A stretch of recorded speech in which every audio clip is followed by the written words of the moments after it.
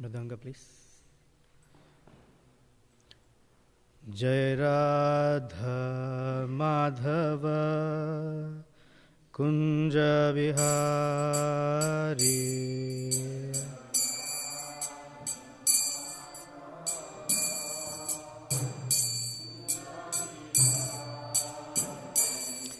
Jai Radha Madhava Kunja Vihari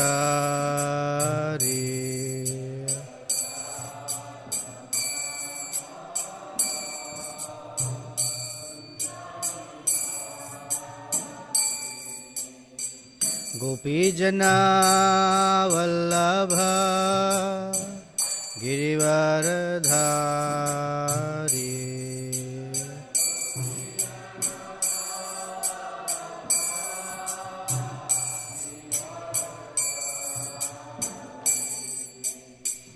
Gopi Jana Vallabha Girivaradhari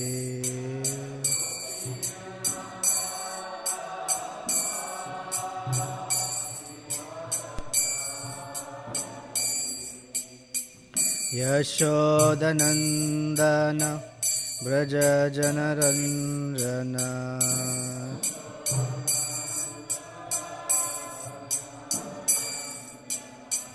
Yashodanandana Braja Janaranjana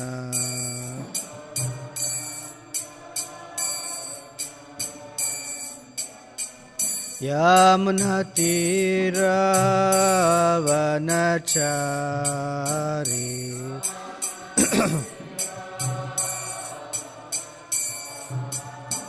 Yamunatira Vanachari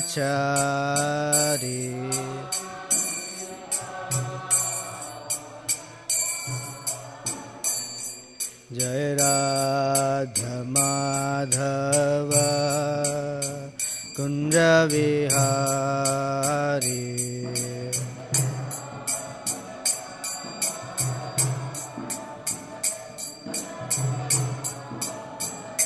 Jaya Gopi Janavallabha Girivaradhari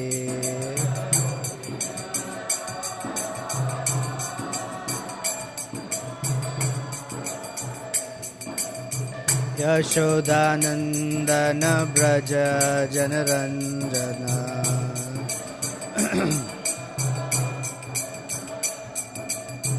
Yamunatira Vanachari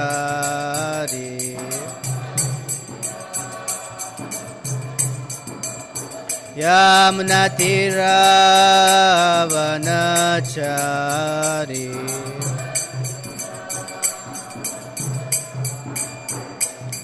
Jai Radha Madhava Kunja Vihari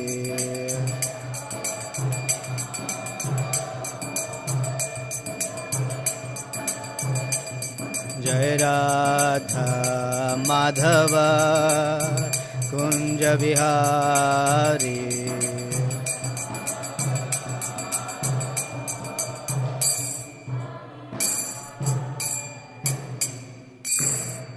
Jai Om Vishnupada Paramahamsa Parivrajakaacharya Ashtotara Shatashri Srimad His Divine Grace A.C. Bhakti Vedanta Swami Srila Prabhupada Ki Jai Ananta Koti Vaishnava Vrinda Ki Jai Grantharaj Srimad Bhagavatam Ki Jai. All glories to the assembled devotees. All glories to the assembled devotees. All glories to Sri Sri Guru and Gauranga. Om Namo Bhagavate Vasudevaya.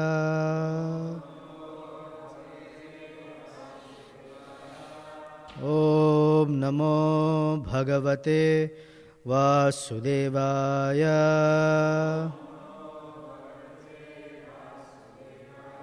Om Namo Bhagavate Vasudevaya.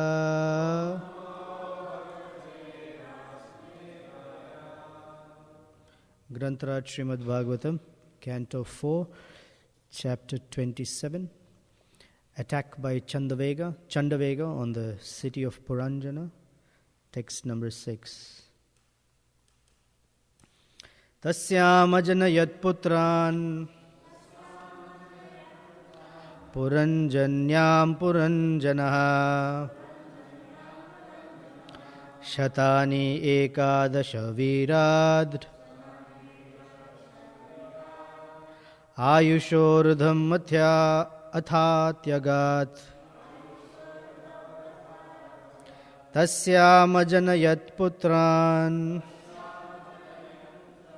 Puranjanyam Puranjanaha Shatani ekadasha virad Ayushordhamathatyagat Tasyamajanayat putran Puranjanyam Puranjanaha Shatani ekadasha virad Ayushordhamathatyagat.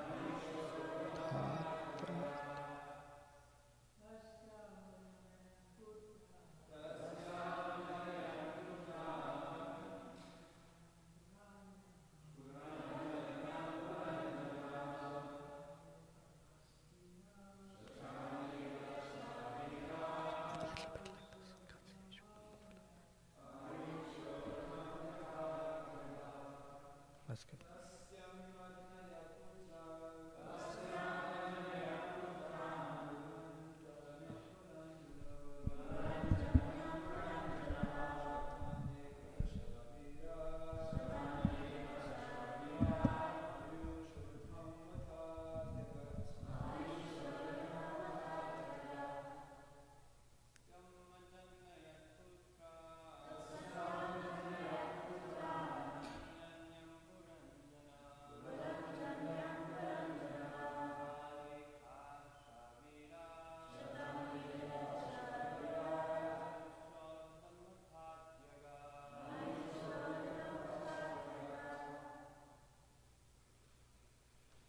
Ladies, please.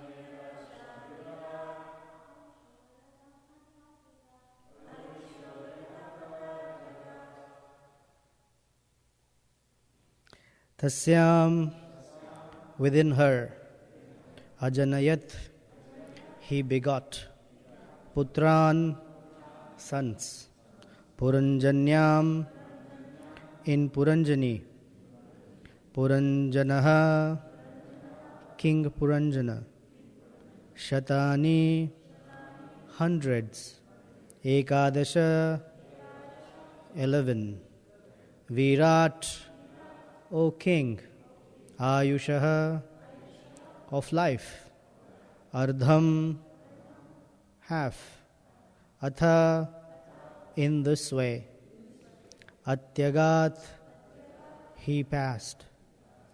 Translation and purport by Srila Prabhupada Ki Jai. The great sage Narada then addressed King Prachini Barhishat. O one whose lifespan is great, Virat, in this way King Puranjana begot 1100 sons within the womb of his wife Puranjani. However, in this business he passed away half of his lifespan. Purport. In this verse, there are several significant words, the first of which are Ekadasha Shatani. Puranjana had begotten 1100 sons within the womb of his wife. and thus passed away half of his life. Actually, every man follows a similar process.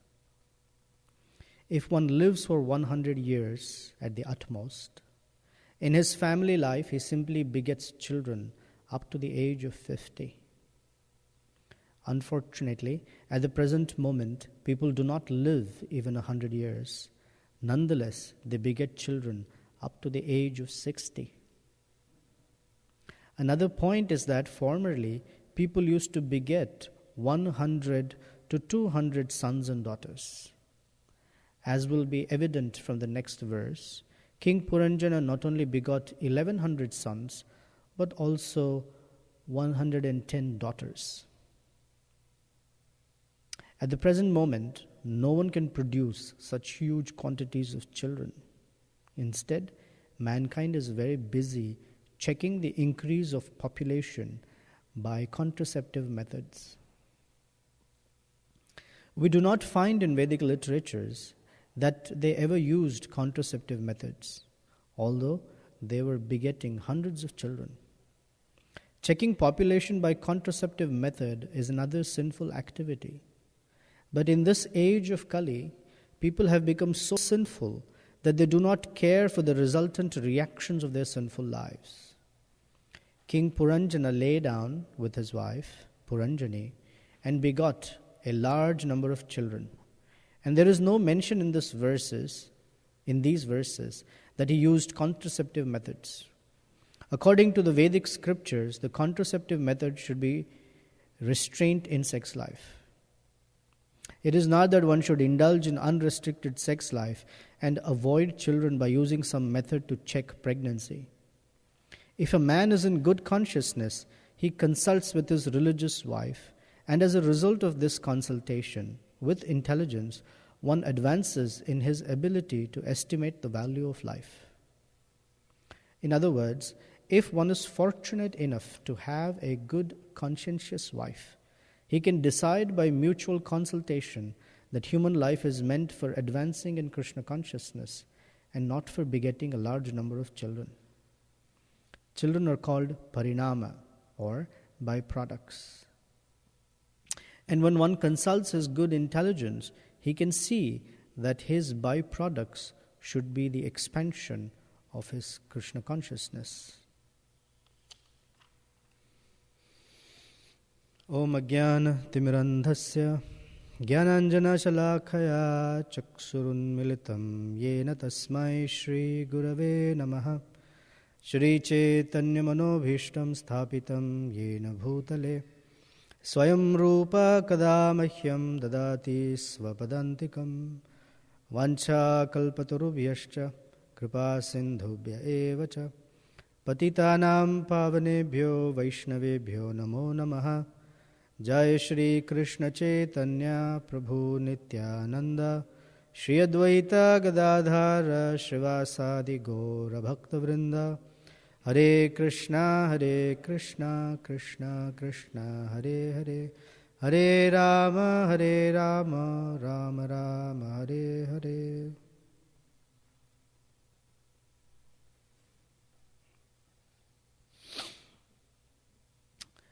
So I have a couple of questions. Who is King Puranjana? Like in the allegory, who does King Puranjana represent? The living entity. And his kingdom is called Panchala. Or what does that represent? It represents our body. He has this wonderful wife, Puranjani. She represents his intelligence. Now, Narada Muni is narrating this allegorical story to King Prachini Barhishat. And as readers or students of Bhagavatam, when we are hearing the story so far, what is it invoking in us? What are some of the things that this story is invoking in us? Anyone? I'm not asking what it is meant to do, I'm asking what it is doing for us. Like when we are reading this every day, what is it that's invoking in us? Caution? Could you explain caution in what sense?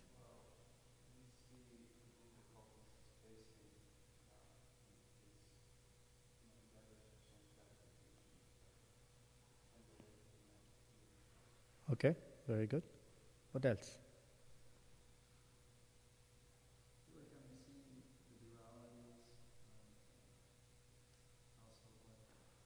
The dualities of household life. Meaning?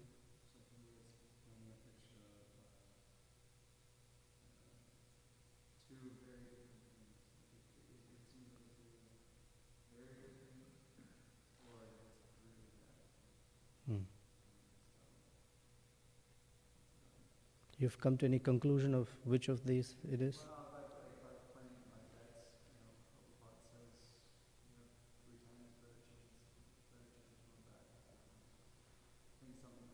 Okay.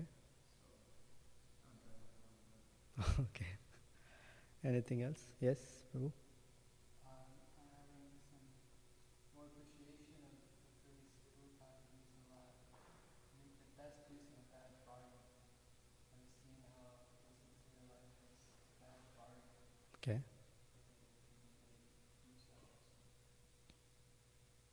Anything else from the ladies' side? Yes? Soumya Mataji? How he's very attached. Okay, wonderful. And what's wrong with being attached? Huh? What is hell? Okay. Correct. Okay. Very nice. He's forgetting his devotional life. Mother Kirtida? Speak up.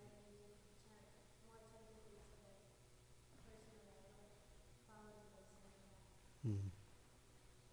Okay. Anything else? Goloka Prabhu.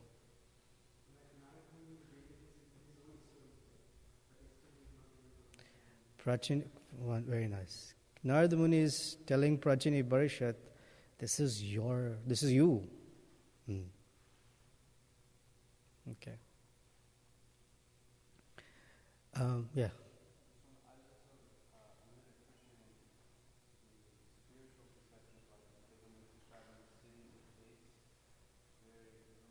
Right. Okay. So, any guess what the 1100 sons and 110 daughters might represent?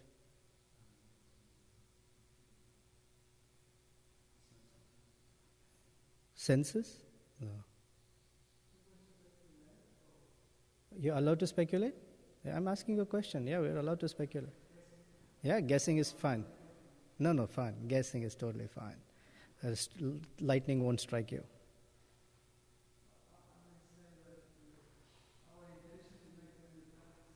Uh-huh.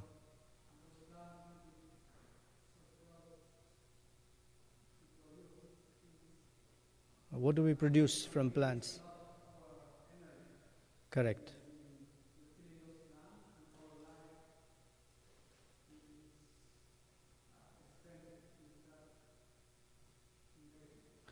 Very good. Specifically, I have a plan and therefore I produce what from that plan? And that manifests as activities. I'm using intelligence to manifest activities. So he manifested all these activities. They're represented by 1100 sons and 110 daughters. So how one utilizes one's intelligence to produce activities. Here, King Puranjana, or for that matter, King Prachini Barihishat, or any one of us. When I say any one of us, I mean the conditioned soul. Because I want to make a distinction in devotional activities as well. We have the faculty of intelligence to be able to act within this world. And depending upon how our intelligence is helping us, we perform certain activities. And those activities, as a human being, are meant to be guided by certain norms of behavior. We call them rules and regulations. The rules and regulations that human beings are meant to follow, in general, are social norms. But social norms sort of change, but they are social norms. We call them culture or something.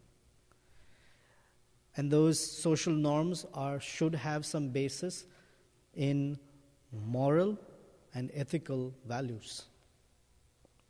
Because the values that one holds on to or one espouses in one's life are coming from the platform of intelligence. Desires are on the platform of the mind. Values are on the platform of intelligence. And therefore one will... The environment that we look up to, that we associate with, that we ascribe ourselves to.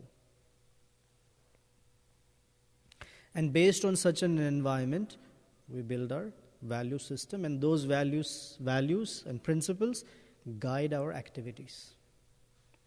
And one of the such setting that's supposed to give us the value system is, we say an educational institution,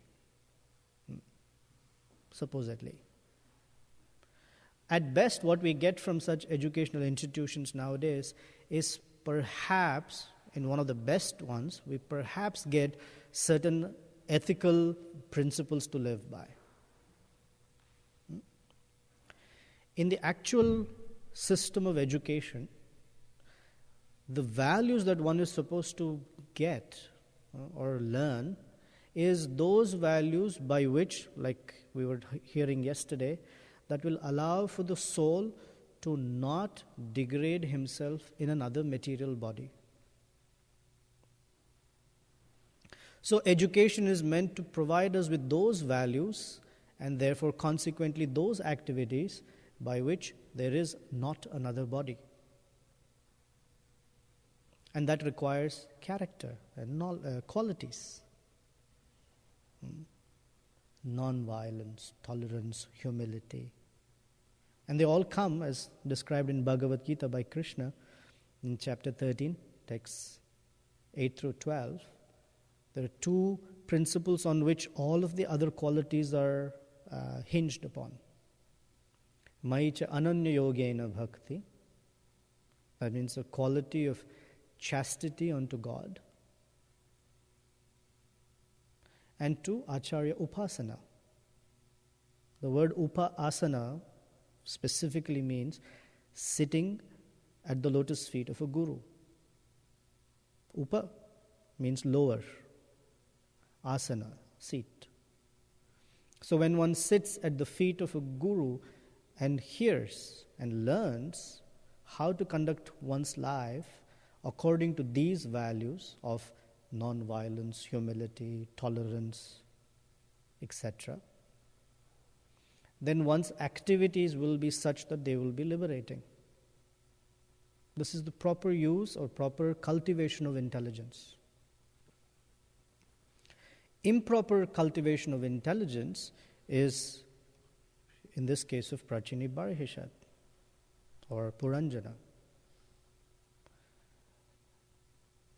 The worst method or the worst cultivation of intelligence is to simply use it for ahara, nidra, bhaya, maithuna, simply for refining one's, or to meet the urges of hunger, sleep, fear, and sex.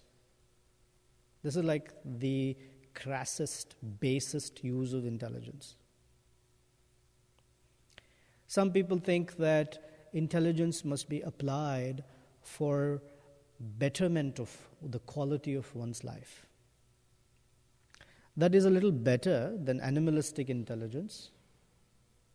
But from a Vedic perspective, from the perspective of Srimad Bhagavatam, that is also considered useless. Betterment of life means, cleaner surroundings, a nice social system, a nice financial system for, trade to happen, organization around certain policies. This is to make quality of one's life better. But still, the activities itself, the values within those policies, still you'll see, right? This is our experience. Even with a good social organization, like let's say the United States, very organized, policies are very clear, everything is thoroughly done. Yet, at the slightest opportunity, one will act in ways that brings really terrible outcomes. The presidents of the United States, I'm just not picking on the U.S. anything. I'm going to bring it closer to home later. But the politicians do something that suddenly becomes scandalous news events. Or what's his name? Tiger Woods does something. He cheats on his wife. Something. Yeah. So what happens is, because the value system doesn't exist, although the environmental social organization exists, people still act in ways that brings disgrace or degradation or something. Why? Because the basic educational system is failing. It's not cultivating in one the proper character. Higher than that, one might say that I live according to ethical and moral principles. This is the pious kind of persons. We call them the karmis. The strict definition of karmi means one who lives according to according to ethical and moral principles for a legal sense gratification. Legal sense gratification means I should not steal, but I should work hard, earn money, and then I can enjoy my senses, because that's legal. It's my money. This is the dharma, artha, kama, moksha path. That I should be religious, and unfortunately, even so-called religions and religious systems only propagate how we can legally enjoy our senses. Be religious, then whatever comes out of that, by being, religious means you go to church or temple every week, don't harm others unnecessarily, you live and you let others live, principle of cooperation, etc. Do no harm unnecessarily, etc. In Christian language, following the 10 Commandments. Very moral, ethical lifestyle. Yet, from the Vedic perspective, even that is not considered ultimately beneficial. Because using those principles, one will still live a life by which he begets 1,100 sons and daughters, meaning pious activities. So the Bhagavad Gita teaches us that whether you do good actions, you act nicely or according to religious systems, you will get a higher grade of life. And in that higher grade of life, you're still bound to a material body. So, like Jai Jagannath Prabhu said the other day, whether we are shackled by a golden chain or a silver chain or an iron chain, one cannot say that I am in a better position than you are because I have an iron chain. I'm shackled by an iron chain. One is shackled. So, those activities that liberate a person completely from being bound to a body, it's called bandhana, karma bandhana. One is bound to actions. One is bound to sharira bandha. One is bound to a body, incarcerated. The soul is incarcerated in a body according to its activities or karmic reactions. So Narada Muni is helping Prachini Barishat go beyond pious activities. Or for us, to go beyond the mode of goodness. So you were asking the other day, well, what is mode of goodness? In general, when it is referred to as mode of goodness, it means generally those set of activities that are in the mode of goodness, but it is not considered Shuddha Sattva, pure goodness. It's not considered transcendental. It is still tinged with some passion, some ignorance, because it's still within the material world. And Krishna describes that the three modes of nature are constantly competing with each other for supremacy. But the life of goodness is a progressive step towards transcendence. It's called the window into the spiritual world. We're not in the spiritual world, but we can see, we have a better sense of how things in the spiritual world might be, where there is no passion or ignorance. So the piety, and like Saumya Mataji was saying, the kinds of activity, one is impelled to act in a certain way depending upon, like I said, the value system. Now the value system gives us, or is based on our sense of identity. Depending on what sense of identity I have, I build a value system around it. So in this case, the whole identity that Prachini Barishad has, or the conditioned living entity has, is I am this body, and things connected to this body are mine.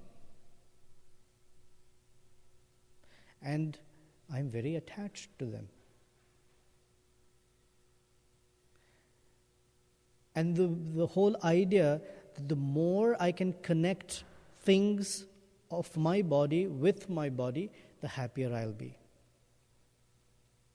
So all my activities are designed around how I can experience what he said yesterday, gratification versus happiness within those arrangements of what I think are mine. So there is this 5th canto, chapter 18. There is the prayers by the residents of Jambudvip. And this Prahlad Maharaj praying to Lord Narasimhadev. There's this set of verses which we've heard many times. There are 2 famous verses. Actually, this whole section is famous verses. The first one is Om Namo Bhagavate Narasimhaya Namastejas Tejase, that verse. The next verse is Swasti Astu Vishwasya Khala Prasidatam. That's his prayer, that let all kinds of envious or contaminated thoughts just rest and just calm down. Let everyone feel a serious connection with God, etc. Then they pray for being detached, for perfection in a detached manner. It says, Ma agara dara atmaja vitta bandushu. Ma means let me not have. Let me not have attachment to agara. Agara means nation or society or country. Dara, wife. Atmaja, my children. Vitta, my wealth. Bandushu, so-called relatives. Because here they're praying on the basis of their true identity. The true identity is that they're part and parcel of God. And so they say, Sango yadisyad. And if there has to be attachment, Bhagavat priyeshu naha. Let us be attached to those who are attached to, or those who are very dear to Krishna. And then they say, Yaha prana vritya paritushta atmavan. Paritushta means very satisfied. Prana vritya is that they hold the value of life. Prana vritya paritushta atmavan. Atmavan means one who's satisfied within. One who finds or tries to find satisfaction within. or on the platform of the soul, Atmavan. Siddhyati, such a person becomes perfect, meaning that all their activities are perfect. Adurat, very soon, or not in a delayed manner. Siddhyati adurat. Na tatha indriya priyaha. Not those, the same perfection cannot come for those who are heavily involved in sense gratification. Sense gratification doesn't necessarily have to mean that they have to drink a lot, smoke a lot, eat all sorts of things, have a lot of sex. That's not necessarily only the definition of sense gratification. In this verse, it also means that we're very attached to this list provided. Agara dharatmaja vittabandhushu. Because in this attachment, I'm trying to experience or extract happiness and gratification, as we heard. So perfection cannot come. However piously one might act, their activities are not considered perfect. There is a whole different category of perfect activities. And that set of perfect activities are only those in relation to Krishna. This story is not to not enter Grahasthashram. If one cannot enter, that's fantastic. Although Narada Muni is narrating the story. So it's not that you should not enter Grahasthashram or that you should enter. That's not being discussed. It's how one utilizes the human form of life. And to utilize the human form of life, what are the set of values that one holds on to? And where do we get those values from? Ideally, those values should come from transcendental sources, like the Srimad Bhagavatam, the Bhagavad Gita. Then one will not stand the risk of gliding into this. It's called samsara. In Bhagavatam language, it's called samsmriti, repetition of birth and death, birth and death. Therefore, it is said that a person who can relieve us, or persons who can relieve us from that repetitious, unending cycle, is the most compassionate, is the real friend. And only Krishna's representatives can do this. No one else can. The demigods cannot. The politicians cannot. The mundane scholars cannot. The philosophers cannot. Our own intelligence cannot do it. Even if one considers, one cannot relieve oneself, right? That's the instruction of Prahlad Maharaj. Matirna Krishne Parata Svatova. One's mind will be attracted to Krishna simply on one's own strength, nor by the help of someone else. This someone else means worldly someone else. Mito abhipadyeta gruhavratana. Even by conferences, one cannot become attached to Krishna. The only way to become attached to Krishna is by becoming attached to those who are attached to Krishna. So he quoted the verse yesterday was Mahad Sevam Dwaram Ahor Vimuktes. Prahlad Maharaj also uses that verse, similar verse. That one should Mahiyasam Padarajo Vishekam. One should completely bathe oneself by the dust of the lotus feet of a devotee. Nishkinchananam Navranita Yavat. Nishkinchana, that person who doesn't want anything from this material world. So that's the theme, that's the whole backdrop of the story of King Puranjana. It is meant to bring within us, by Narada Muni's potency, a sense of detachment. Detachment does not mean indifference. It does not mean neglect. It just means ability to see clearly. Because when we are attached, we cannot see. We cannot perceive anything clearly. Only when we are detached can we see things, can we perceive things. And to live within this life, or within this, in a detached manner, in a dutiful manner, perform those activities that are ultimately beneficial to us and to others. That's what Narada Muni is appealing to in Prachini Barishat. That's why this whole story. Why an allegorical story? He could have told him, Prabhu, you're such an attached fellow. But he can't take it. So he's narrating this whole story. So he can see, oh, this is what's going on. And that's coming up. Chandavega is going to come and attack. And there's more descriptions. More descriptions on the different aspects of our life. How much the soul is entangled within this material engagement. And so much it is struggling simply to survive. But that's not what the purpose of life is.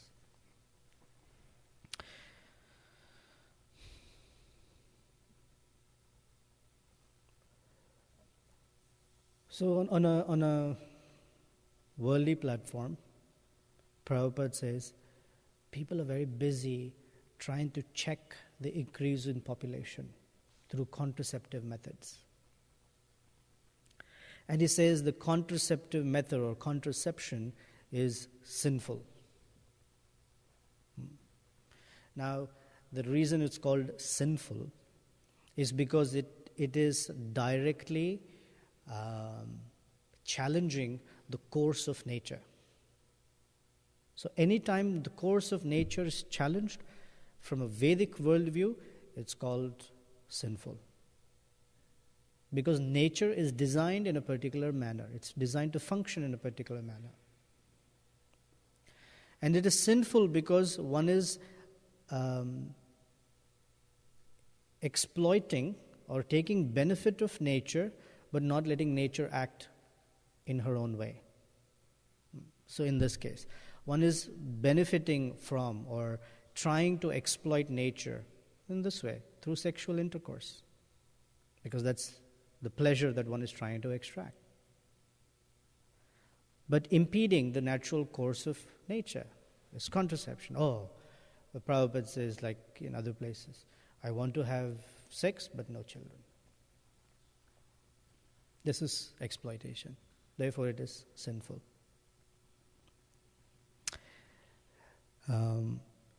Another reason is that one does not want to take responsibility for one's actions. Because when one has here sexual contact, the children that are born are called parinama. Parinama means outcome or byproducts. So I want to enjoy that part that I think gives me pleasure, but the outcome of it, I don't want. This is the half-hen logic, Ardha Kukuti Nyaya, Prabhupada would say.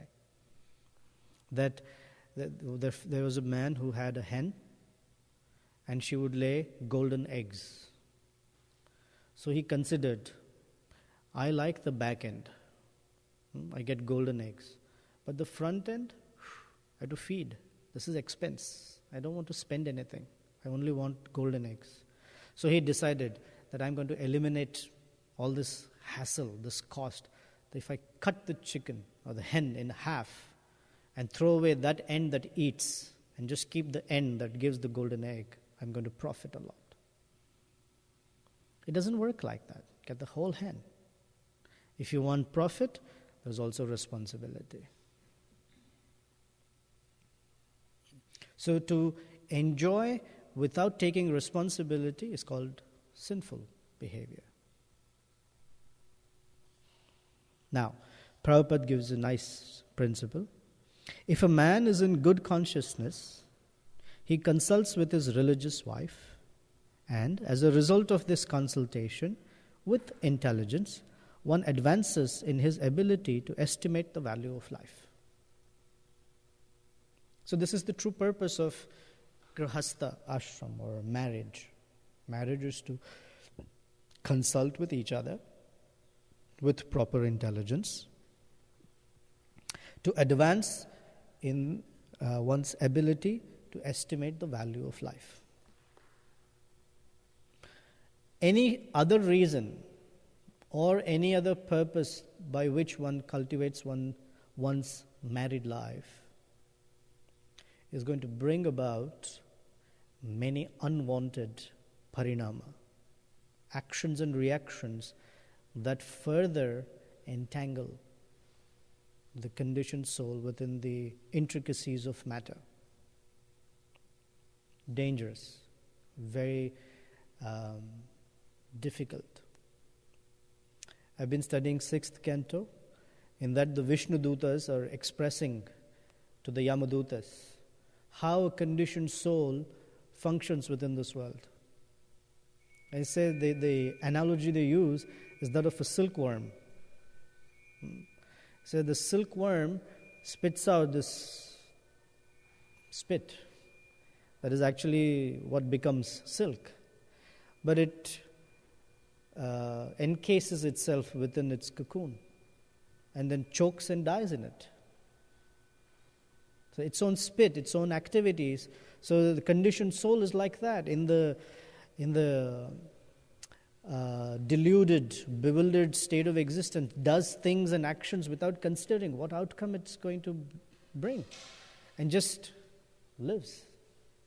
And the outcome is that finds himself in a cocoon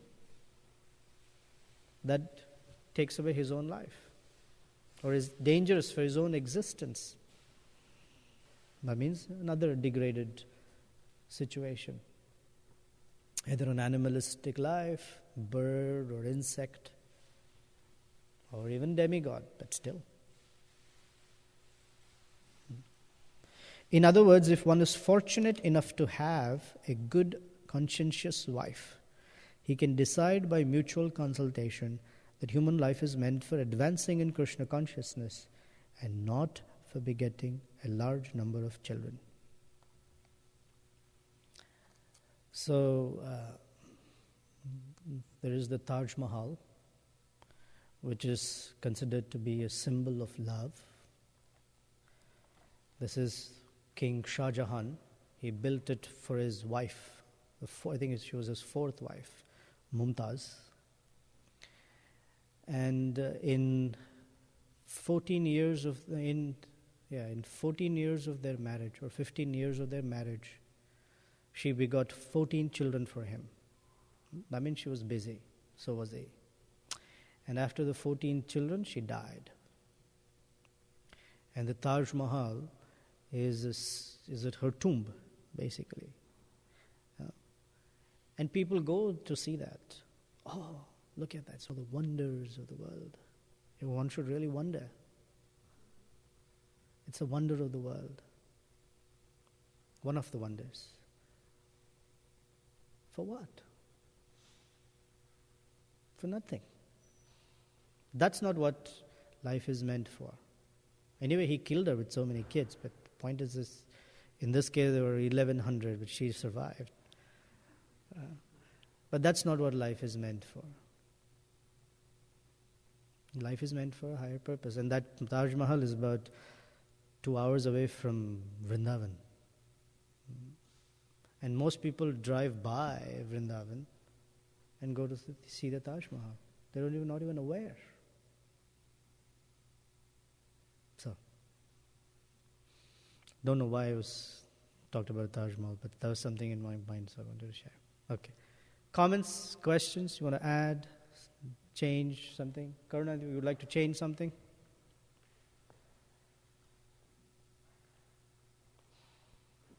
I have to add something, like in this purport, Srila Prabhupada says about unrestricted indulgence of sexual activity.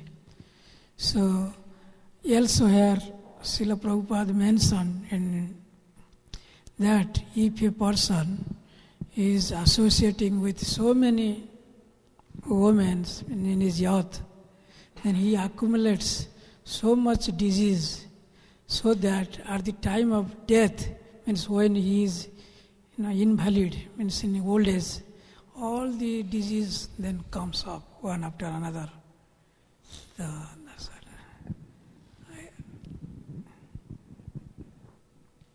Oh, I thought you said you wanted to ask something. You're saying. Okay. Adding something. Okay. Thank you. Jai Jagannath Prabhu. You were speaking about value system.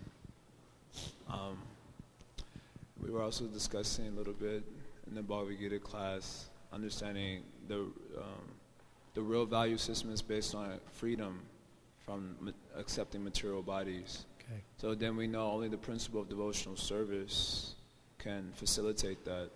So we were discussing the verse from Gita 9.3. 9.3. Ashatadana Purusha. Purusha. Dharmasya Sapanata.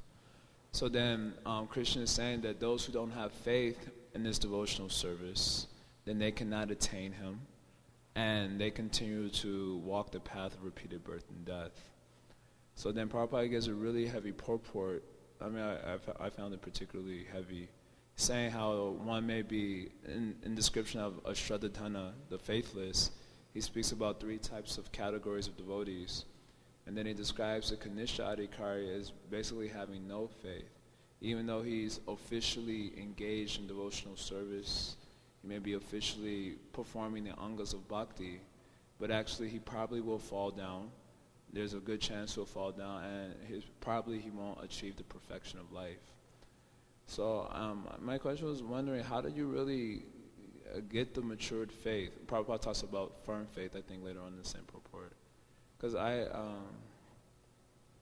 I guess I wonder a lot about many of our devotee communities, not so much here, but in our devotional communities, we have persons coming and they are performing the angas of bhakti. However, it does not always appear that their values are very much different or changed. So I don't know if you can comment upon this. I don't know how to I don't want to ask the question I'm thinking without it sounding like, now we're on camera, it's like a little bit scary. Okay.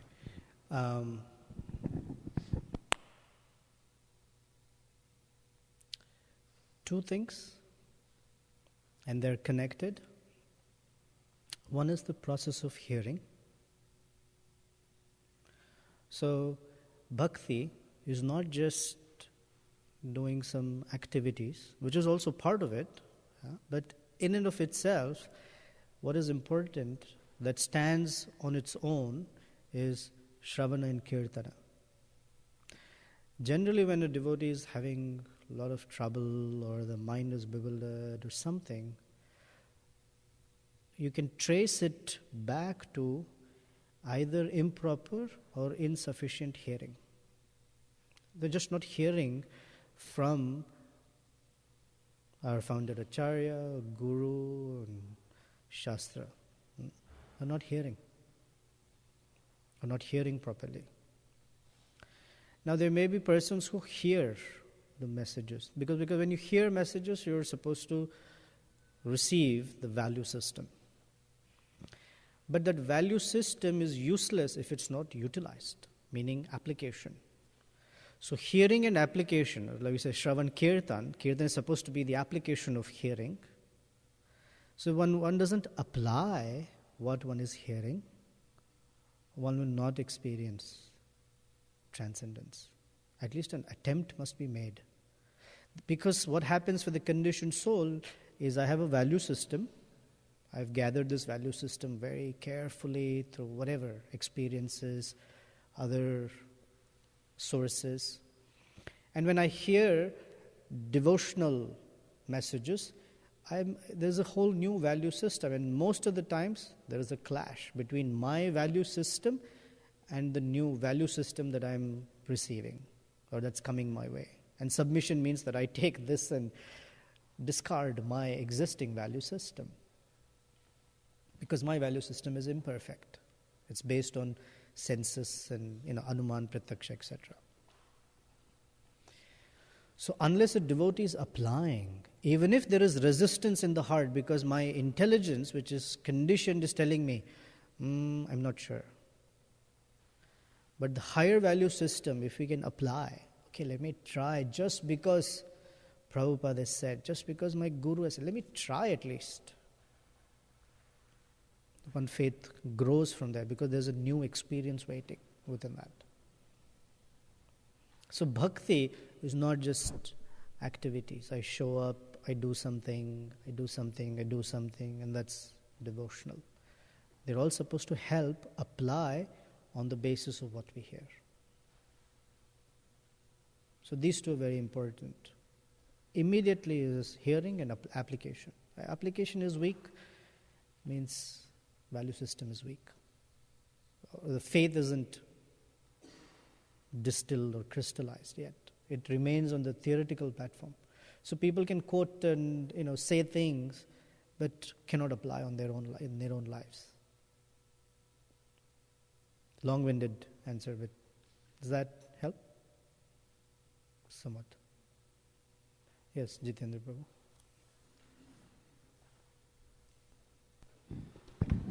Prabhupada said, we drop out twice. They used to say in the 60s, drop out, tune in, and, take LSD. But then Prabhupada says, they're dropping out of mainstream society, but we drop out of their society also, so we drop out twice. And we get different values. And then George Harrison's had a song, it's all up to what you value. So I thought that kind of rang a bell. Okay.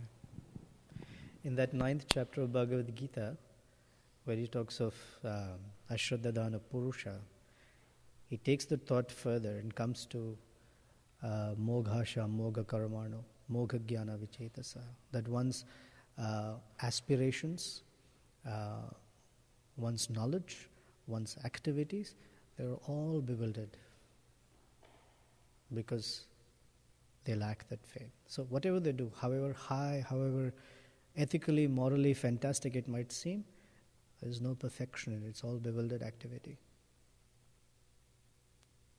Rakshasim asurim chaiva, prakritim mohinim shrita. When they become very rakshasi, severely atheistic. Yeah, there's atheism in that, in some cases. Because a little slight change of environment, gone. One feels anger towards Krishna, one feels something, and they can even give up bhakti, possible. Himanshu Prabhu? Wow.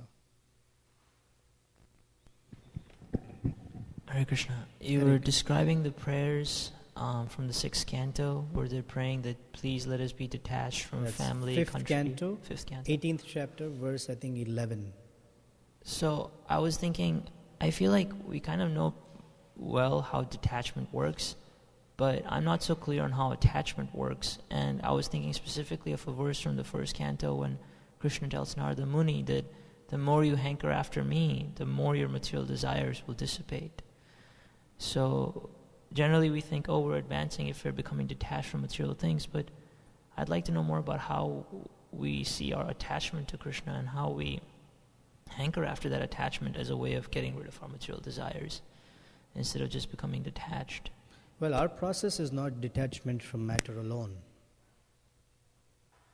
Our process is Vasudeva Bhagavati Bhakti Yoga Prayojitaha Janeti Ashu Vairagyam Jnanam Cha Yad Ahaitukam. That knowledge and detachment are natural outcomes of connection with or attachment to Krishna. So we are not like the yogis and the jnanis who are pursuing detachment. Although detachment is important, our method of detachment is attachment to Krishna, the process of bhakti, the Vaishnavas, like that. So our attachment, we cannot just sit and have an attachment meter that says I have so many units of attachment. Our attachment manifests minimally in obedience, first of all.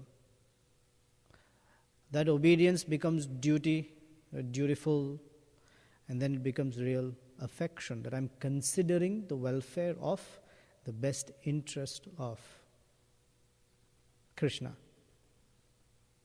So something that I'm doing, am I considering Krishna's interest in this? Is this favorable for serving Krishna? Is this going to bring Krishna pleasure? I'm harboring something. Is this going to please Krishna? No. Okay, how do I get rid of it? I don't know how to do it. In fact, it is so heavy that I don't know. I think it's impossible.